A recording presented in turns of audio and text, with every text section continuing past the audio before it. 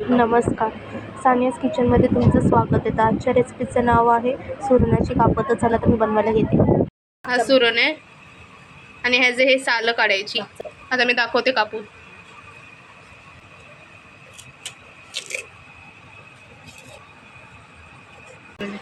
हे बघा, ही सालं सगळी सोलून टाकली. असं आता मी कापून घेते.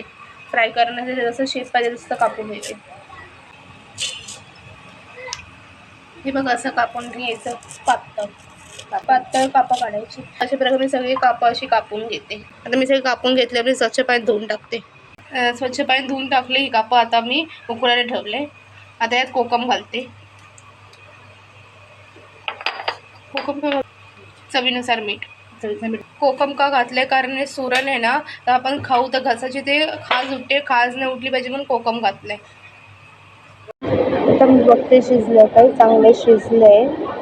आता मी गॅस बंद करून टाकते आणि थंड होते जरा. आता मॅरिनेट करायला घेते. त्यासाठी मी घातले हळद, 1 चमचा काश्मीरी लाल मसाला, घरचा मसाला 1 चमचा धना पावडर, 1 चमचा जिरा पावडर, लसूणची पेस्ट, आगळ घातला. चांगलं ढवळायचं, चांगलं मिक्स करायचं. सगळीकडे मसाले लागले पाहिजे. यामध्ये मीठ घालायची गरज नाही कारण बॉईल करतानाच घातलं होतं म्हणून. चांगलंपणे त्याला मिक्स व्हायला पाहिजे. चांगलं मिक्स केलं. मी मसाले लावून झाले सगळीकडे. आता फ्राय करायला घेते. रवा घ्यायचा, मीठ घातलंय, चिमूटभर हळद, काश्मीरी मसाला आणि मिक्स करायचं. कापायला तेल घालून ठेवलंच आहे आधीच. हे बघा, मी ते असं लावते, हे कोट करते आणि आपण शॅलो फ्राय करणार आहोत. घातलं. गॅसची फ्लेम मिडियमच ठेवा.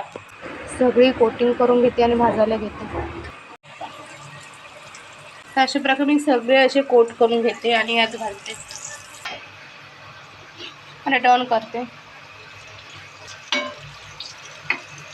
चांगल्यापणे भाजून झालं तर मी काढून घेते. हे बघा, अशा प्रकारे ही सुरणाची कापं रेडी झाली आहेत. मस्त झाली आहेत. एकदम क्रंची. खाऊन बघा, खातच राहाल. आणि लाईक, शेअर, सबस्क्राईब करा. इतरांनाही शेअर करा ही रेसिपी. तुम्हाला कशी रेसिपी पाहिजे ती सांगा. कमेंट करा. मी बनवेन. चला भेटू पुढच्या रेसिपीला. बाय.